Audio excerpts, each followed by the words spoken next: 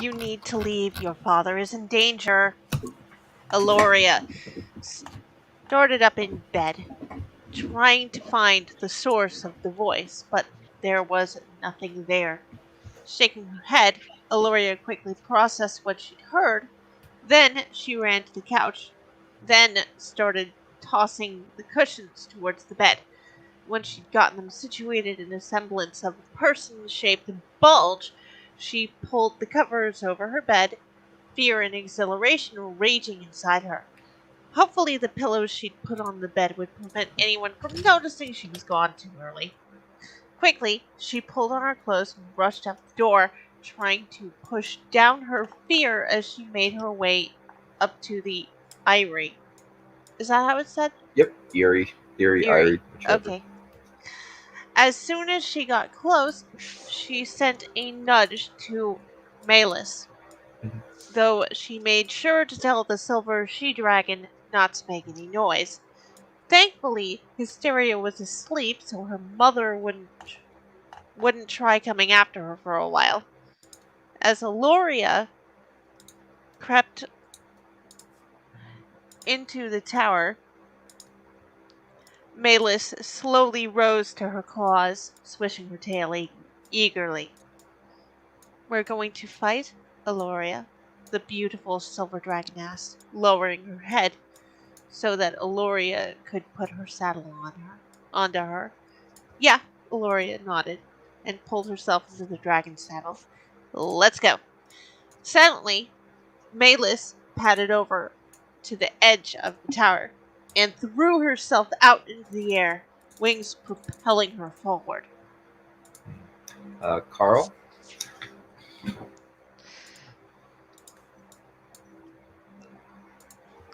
Woo, Carl, your turn. Oh, sorry. Forgot to unmute. That's embarrassing. Merrick and Rhaenar took Baelon and Caeria north. Salara, directing their army on the ground, just as the invading force, led by Emissalia and her dragon, Meraxia, came down the river toward them. For some reason, mist as thick as soup coated the entire area, though most of it seemed to be concentrated on the river. Curious. Merrick glanced toward the area, trying to see anything, but the fog was too thick. Grimacing, he turned his attention back toward the enemy. They were coming at them in force. Mostly light cavalry, though the corps was made up of brunish heavy cavalry. And on the wings were ranks of horse archers. Something about this whole situation felt off. The fog was too thick for this rather misty time of year. The Easterling force was moving south through the fog, much of the enemy army concealed by the enshrouding mist. Unfortunately, Merrick couldn't go straight for the kill, not with Meraxia flying above the enemy army. Where the hell is Vagar? Merrick wondered, glancing around in an attempt to see if the shadow of the ominous black dragon was against the stars. If I see her, I will kill her, Baelon growled, eyes eagerly searching the sky, as if the fervor of his gaze would summon the fearsome black dragon. Closing his fist on Judgment's long hilt, Merrick was about to move toward the army when Meraxia took the initiative. The red and black dragons swooped down towards Caeria and Rhaenar, fire blasting from her jaws. Sensing the attack, the white she-dragon swept to the side, dodging the flames, and sending her own blast of pale flame toward the larger beast. Graceful as ever, Meraxia swerved away, swooping wide and then dropping toward her opponent. Thinking quickly, Merrick took Baelon toward the enemy, only to curse as the enemy dragon swerved around Caeria and him, though not before blasting the white dragon in the side, causing her to careen in the air. Baelon bellowed in fury at the injury to his mate, and shot toward Meraxia, silver ice fire rushing from his jaws in a torrent. As if she were untethered by wind or on air currents, the red and black she-dragon dodged the attack, then shot toward Baelon. Emissalia knows how to dance the skies on her dragon, Merrick yelled, as the other dragons swooped around them, blasting fire from her jaws. Ducking and weaving gracefully, Clearly infuriated, Rhaenar took Caria toward the enemy she-dragon, trying to close with Meraxia, but the other dragon danced around her like a falcon baiting a hawk. I believe Neff is up next. Well, actually, I'll read this part, and we'll just keep Neff as the voice of Eloria. Okay, that's fine. Salara watched the dragons battle high above them, Kyra and Aelon attempting to grapple with Meraxia in the sky, the multicolored flames creating a sun in the mist-covered evening sky. Grimacing, she glared toward the enemy position, carefully mapping out the plan of attack they'd likely perpetrate.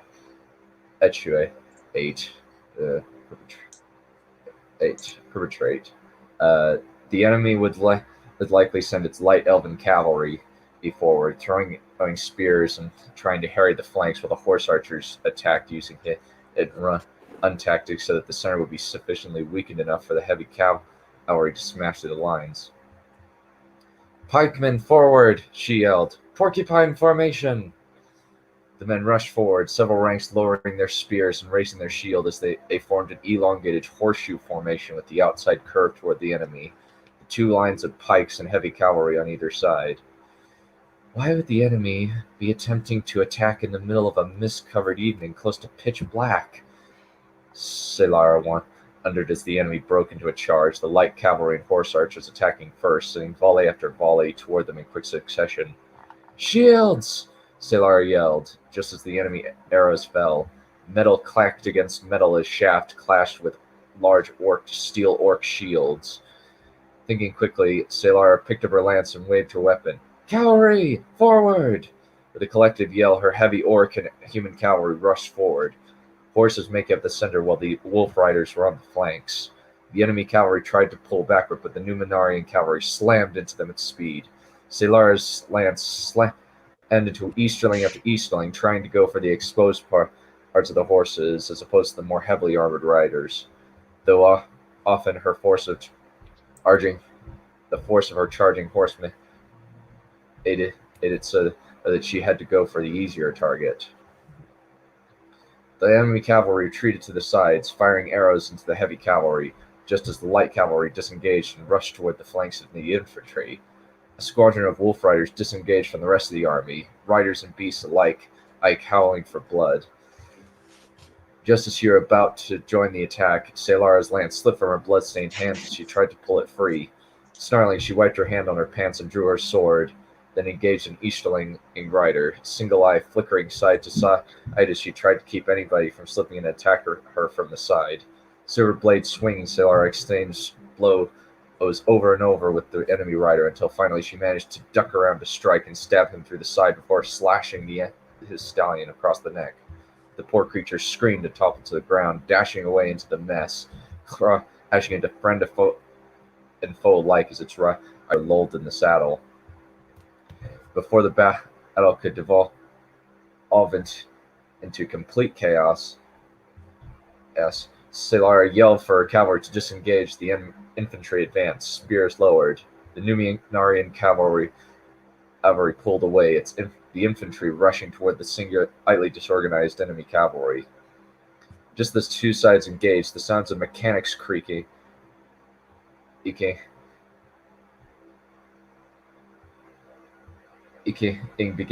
and coming from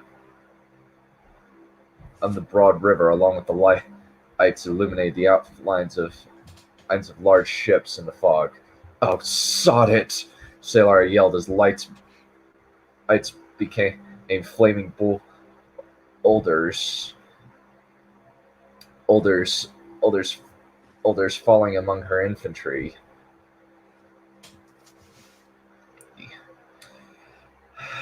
Casting a dark, fiery light over the battlefield. "Rally to me!" Salara yelled, raising her sword as the enemy's heavy cavalry rushed through from the mist. More and more of them. They planned for this. The loud bang, the sounds of barges and carrier ships dropping their ramps came from the bank and inked down from below them. Sounds of men and horses charging off of the boats and onto the shore. "We set ourselves up," Salara realizes a mass of Alethian cavalry each charged into the rear of her crescent formation. They played us. Grimacing, Salara waved her sword toward her cavalry, calling for them to follow her and at least buy time for the infantry to form up. In a wild charge, the enemy broke out around the infantry as fast as they could, not before or some of the enemy managed to crash into the rear. The battle was a mess of yelling orcs, elves, and humans. Cavalry smashing into each other as the infantry in the front lines had to contend with fresh, heavy cavalry. Salara glanced up, hoping to get some help from the dragons above, but Meraxia was still engaging both Kyura and Balon. "It's up to me," Salara grimaced, urging her horse forward into the tangle of metal and flesh. "Hold fast, men!" she yelled as she plunged into the enemy force, using the momentum of her cavalry to at least create enough of a gap for the infantry in the rear to form up and push forward. With a yell, both sides began pushing against each other, even as more flaming boulders were hurled into the packed mass of infantry. Assaulted on both sides, the Numenorian cavalry attempted to hold off the enemy, while the infantry in the rear tried to form up and push back despite the rocks raining down on them. Smoke burning her eye, Salara wiped sweat from her brow and started slashing wildly, trying to think a way out of this death trap. "The infantry is in place, Commander," one of her men rode up to her. "The ships," Salara thought as she glanced toward the carriers as they kept hurling stones at her infantry as enemy horse archers began firing at her into the flanks. Grimacing, she hefted her sword and took a firmer grip on the hilt. "Get the cavalry together," she yelled. "We need to funnel the enemy into the infantry." "Yes, Commander." The messenger rode up to give her orders. The cavalry began moving backward, trying to reinforce the flanks, just as the enemy disengaged to allow a strong force of Easterling spearmen to move into the cavalry. "We need to get to the ships," she grimaced. "If we don't take them, we'll..." Salara's eyes widened in horror as a powerful, hot wind rose, blowing large sections of mist around them, revealing a large black dragon coated in thick, dark armor taking off from a large dragon carrier ship. Vhagar had come, and on her back was Prince Aborn.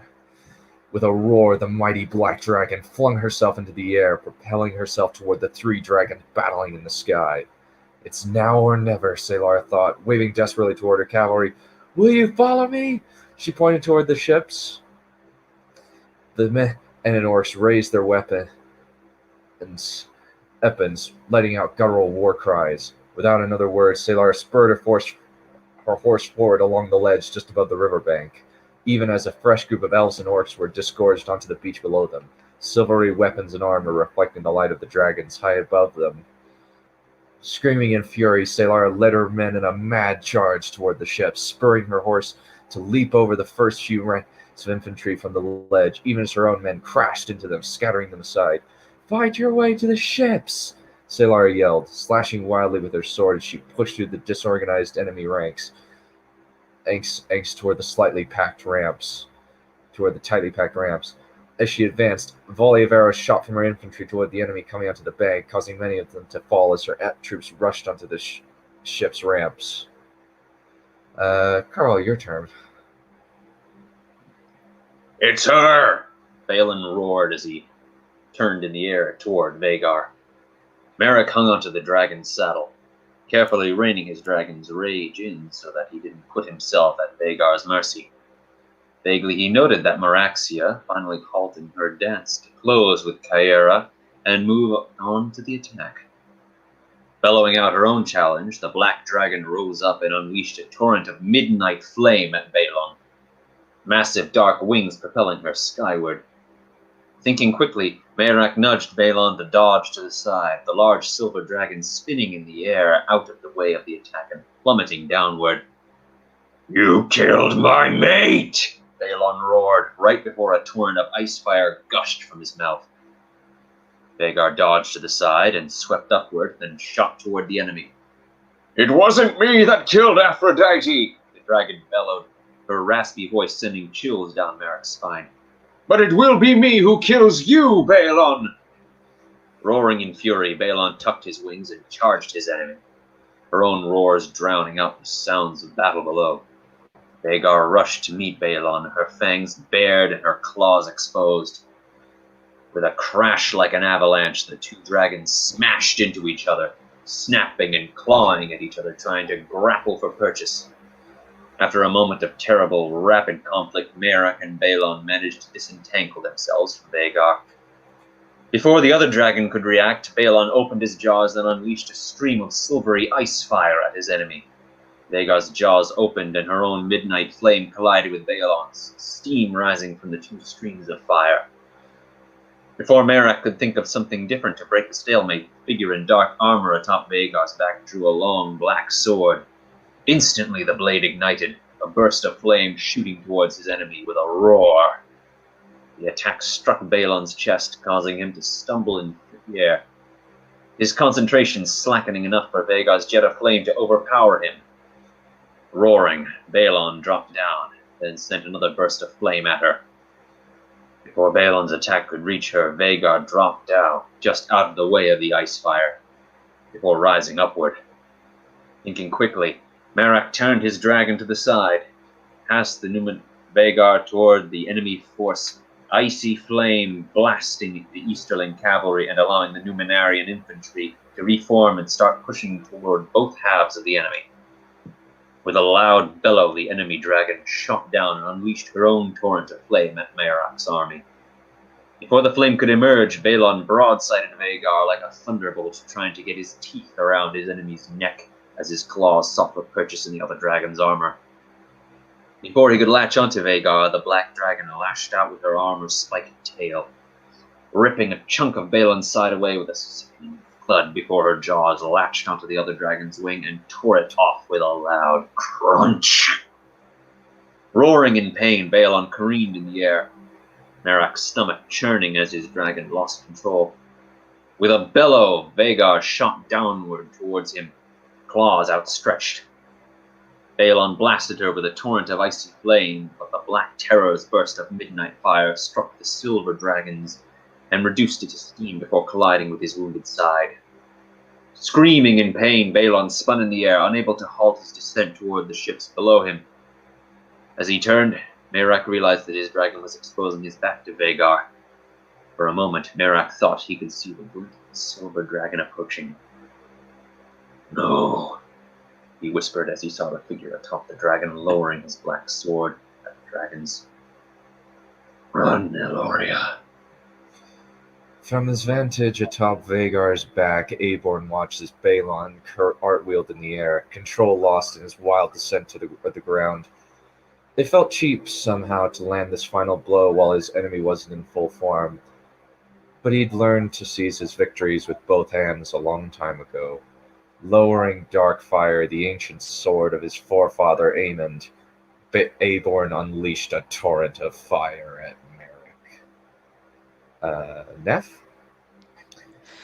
Eloria sped towards the battlefield, the sounds of 4 enormous dragons announcing the presence of combat, as much as the flames that spiraled around them high in the sky. "Come on, Malus," she urged, willing her young she-dragon to go faster. With a shriek of challenge, the silver dragon shot forward. The other 4 shot towards the other 4 dragons as they battled.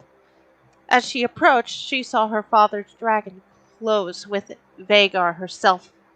For a moment, Allura wanted to cheer, but before Balon could close his jaws around Vhagar's armored neck, the huge black she-dragon swung her mace-like tail into the other dragon's side.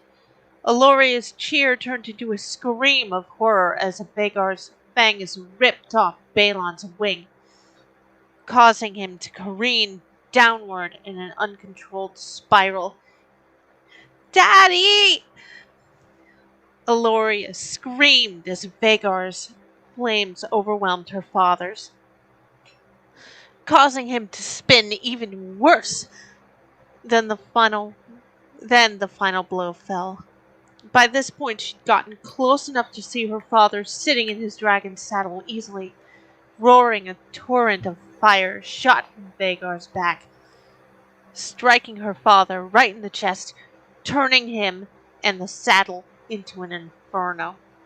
Screaming, Aloria urged her dragon at Vagar, just as Kyra and Meraxia began climbing upward. Vagar was 3 times the size of Malus, the hardened survivor of 100 battles, and had slain several dragons in single combat. At this moment, Aloria didn't care. Bellowing, Vagar unleashed a blast of fire at Malus, but the much smaller silver dragon dodged around the attack, then unleashed her own fire. As if she were shrugging off a fly, Vagar let the blast hit her armor, then descended towards her like a hawk on a shrike. Thinking quickly, Aloria took Malus up and around Vagar, forcing her to try and chase her. As Vagar started flying after Aloria and Malus, the ballistas on the ships began hurling bolt after bolt at the black dragon. Many of them simply pinged harmlessly off her armor, but a few managed to strike the membrane in her wings, causing the monstrous beast to roar in pain as her flesh was punctured by long metal shafts. High above them, thunder rumbled as a storm began to form, the dark clouds spraying lightning.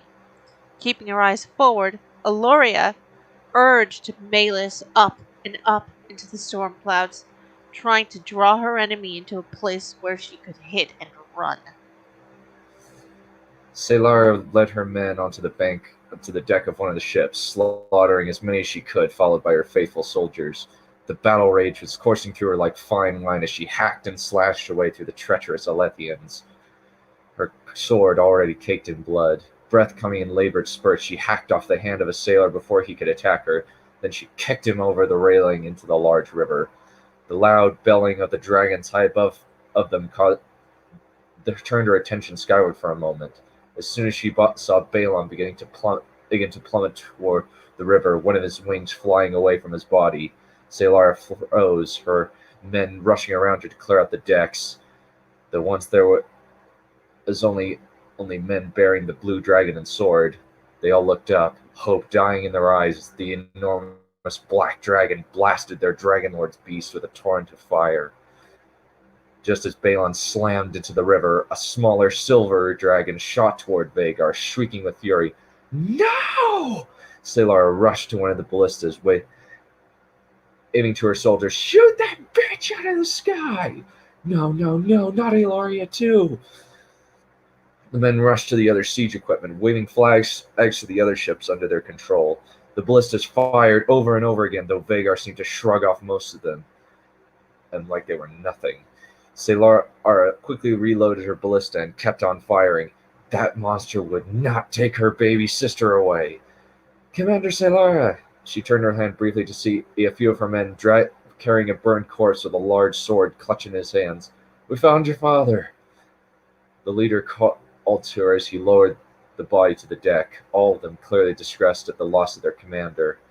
Take over from me. She motioned toward one of the men on duty and rushed to her father as he took her place, ace manning the ballista. Clenching and unclenching her fists, Selara dropped to her knees beside the charred corpse of her father and put her hand on his chest, then onto Judgment's hilt. Quietly, she began praying over him, hopefully to give him some peace as he passed on to the next life. Once she was done, she peeled her father's hands away from the sword, then lifted the weapon. Blue flame rippled along the blade as she pointed it toward Vagar and Meraxia.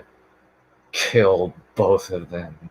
She was surprised at how calm her voice was, as if seeing her father's corpse had leached all emotion out of her. As if to counterpoint, rain began plummeting down from the sky. Neff. It's Aloria again? Yep. Okay. Despite the sounds of the storm, Vagar's angry roars were so loud that they made Aloria's ears hurt, even as the black beast's midnight flames pursued her, with the dragon herself close behind. Swift as the wind, swift as the wind, Malus ducked and weaved out of banks of clouds, striking at the larger creature with their own bursts of fire. Frustrated, Aloria turned to get in close, only to immediately regret it when Vagar swung in from the side and nearly snatched Malus out of the sky with a snap of her enormous jaws. Angrily, Vagar bellowed and unleashed a torrent of midnight flames at Aloria and her dragon. Snarling, Malus swung around and up, a river of fire pursuing her with relentless aggression, turning several droplets into steam. Malus' wings flapped rapidly as Aloria guided her through the clouds, dodging around Vagar and trying to get towards the ground. Roaring, Vagar swerved and snapped at Malus, nearly catching her wing in her fangs, but Aloria managed to nudge her dragon away from the ancient she-dragon's jaws. Maybe I can use this to my advantage, Aloria thought, as she and Malus ducked and wove through the clouds. Vagar was large and powerful, but her aim was so broad that she couldn't aim it properly. Couldn't direct it properly. Also, she made a very big target. Firming her grip on the saddle horn, Aloria sent Malus straight downward, right at the battlefield below them, Vagar in hot pursuit. Drake, your turn. Ragnar watched his brother and the dragon crash into 3 of the ships, the masts breaking under Balon's bulk. Kyera screamed as her mate fell into the river, the ships cracking while at the same time buoying him up. Shrieking out a challenge, Meraxia shot down from the sky and slamming into Kyera. The 2 dragons snapped and clawed at one another, plummeting towards the ground in an uncontrolled spiral. With a yell, Ragnar urged his dragon to blast her opponent with her own fire, trying to get an advantage. Before she could, Meraxia grasped onto Kyera's stomach with her claws and ripped open a wide gash, only to have the white dragon sunk her teeth into the red dragon's neck and tear a chunk out of her neck. Kyera tried to retreat her head, but Meraxia's fang maw latched onto her neck. Ragnar let out a yell as the red dragon's wing claw grasped onto the top and bottom of Kyera's jaw and pulled it open, only to send a torrent of fire down her throat.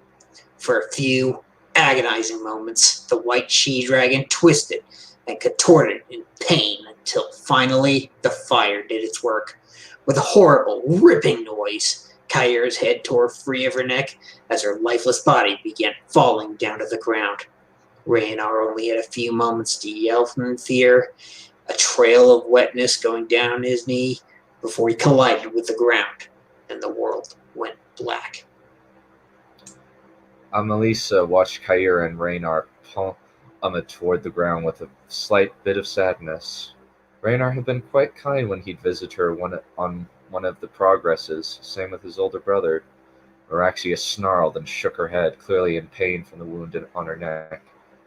"Shame that we had to kill them," the red and onyx she-dragon remarked. "It was an awful necessity."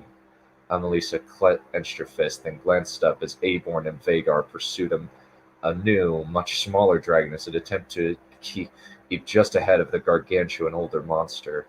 Abruptly, she realized that her men below her were being bombarded by the ships below him. Grimacing in concentration, Melissa turned Meraxia toward the ships that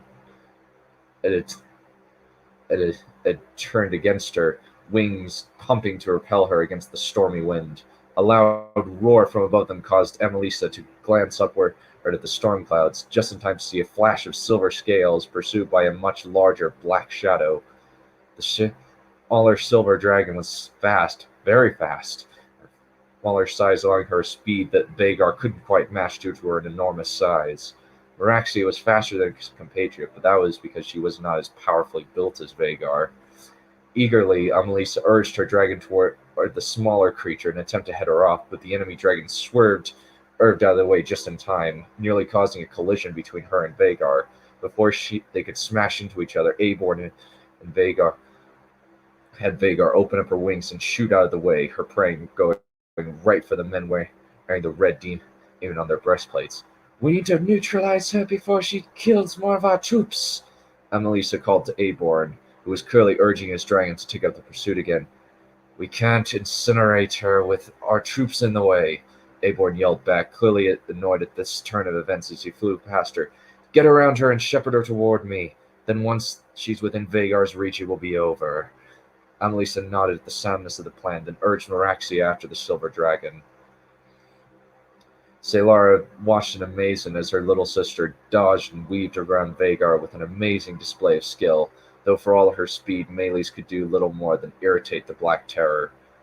However, it seemed as though the younger girl was trying to ease their troops away, escape by how she was burning the Alethian troops, steadily inching toward the now Numenorean-controlled ships. A sudden realization of what they could do sparked in Selara's mind as Aurea flew Meles into a group of Easterling cavalry, using her claws rather than her fire to scatter them, leaving several broken bodies in her wake. Meraxia was getting close. The red and black she-dragon was very close to the ground. "Give me one of those chain bolts," she yelled, "and bring the ship close to the land. We only have one shot to down Meraxia." Shrieking, Meles swung high above the battlefield, Vagar and Meraxia close behind her, but she managed to swing between the two, dodging their claws like a sparrow with two eagles. "Come on," Selara whispered as Meles dropped toward the battlefield for another pass. "I need you to get them closer, just a bit more." Neff, actually, would you be willing to read Amelisa's next section, please? Sure, no problem. Bellowing, Meraxia tucked her wings and dropped, using gravity to pull her down towards the smaller dragon. Amelisa could taste the victory, her eyes alight with eagerness for the battle to be over and done with. She'd never liked fighting, especially against her own distant kin, but this was their birthright as Aemond's blood. The silver dragon kept on plummeting towards the ground in a rapid, though controlled descent, dodging around any of Meraxia's carefully calculated fireballs. Just before she hit the ground, the smaller she-dragon spread her wings and shot along the ground, dust trailing in her path as she swerved to the side. Reacting quickly, Meraxia's own wings snapped open, causing her to growl with exertion as she glided towards the other dragon, jaws wide as she began to close in on her prey. Before she could finish the thought, Amelisa screamed as a spinning chain ballista bolt fired from one of the ships right at Meraxia. She tried to make her dragon make a hairpin swerve, but it was too late for such maneuvers. The bolt slammed into Meraxia's shoulder, causing her to scream in pain, only to have the cry cut off as the chain wrapped around her dragon, trapping one of her wings against her side and around her neck. Shrieking in pain, Meraxia tried to get control of her fall, but before she could, she slammed into one of the ships, smashing it into kindling. Desperately, Amelisa's eyes darted around for some kind of escape, only to have a sense of dread grow in her belly as Meraxia began slipping into the water, fire spurting from her jaws as she thrashed around in the water, smashing another of the ships with her tail and setting several alight. Hands numb, Amelisa tried to get the straps on her dragon saddle loosened, but her fingers didn't seem to want to do what they should as she slipped under the water along with her dragon. "Aborn, help me!" she screamed, reaching out a hand and taking a breath as her head dropped beneath the water. Just before the dragon collided with the ship, Salara leaped from the deck toward the otter, along with several of her troops. Just before she hit the water, Otter, still clutching her father's sword, a spray of debris from the ship struck her in the back of the head, causing the world to go black. As soon as Meraxia slammed into the ship and began dropping into the waves, Aborn's attention was completely turned from the enemy dragon toward the wreckage. However, Vagar seemed frozen as she stared at the waves, red eyes slightly glazed. "Vagar!" Aborn yelled, mentally urging his dragon toward the river. "We need to help her." As Vagar looked down at the river, memories and emotions collided and conflicting in her head. Ed Meraxia had participated in killing her first rider, Aemond. Aemond had sacrificed himself to kill Meraxia's rider, Elensar. But despite that fact, the strongest memory in her head was a feeling of fear as she watched a city on a lake burn, and a small silver-haired boy she'd come to love like her own hatchmate, slipping below the water. Roaring, Vagar shot down toward the river, blasting the water with a black torrent of black flame. Instantly, a large section of the river was turned to steam from the heat of the torrent, causing several of the ships to sink to the riverbed. Fighting back the memories, Vagar grabbed Meraxia in her claws and pulled her rather ungainly burden to the safety of the shore before letting her drop to the ground, belling her rage and deep-seated pain at the sky. Turning toward the ships, Vagar opened her jaws and unleashed a torrent of flame at one of the ships that had been taken over by the Numenarians, turning it to ash in seconds.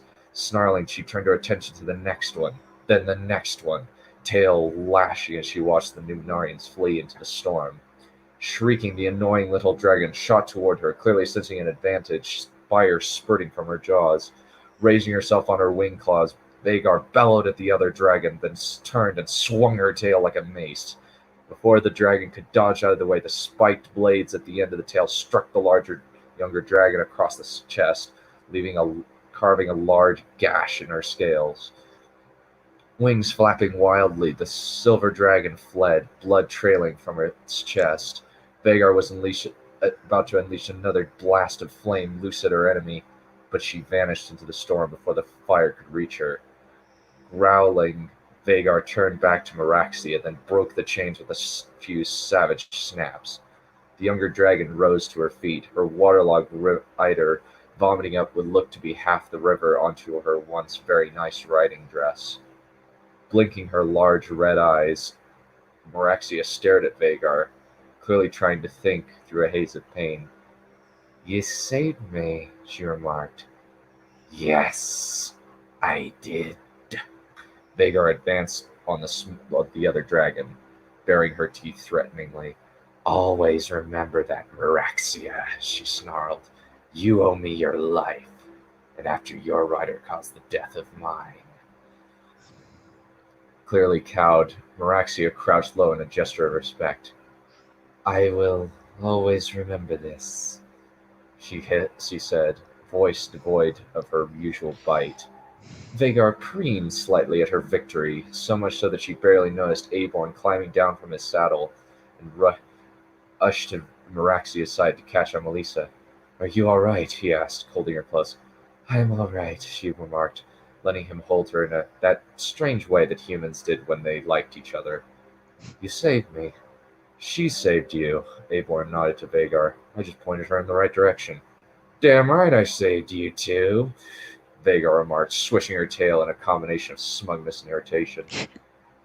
"We did win, though." Amelisa glanced toward the field around the field at the broken bodies all around them. "At great cost."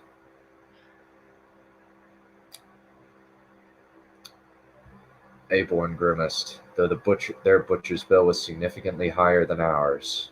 A sudden blast of sadness hit Vagar as he glanced toward the bodies of Balon and Kyra, one broken and floating in the river, the other headless and even more crushed by the impact of her landing.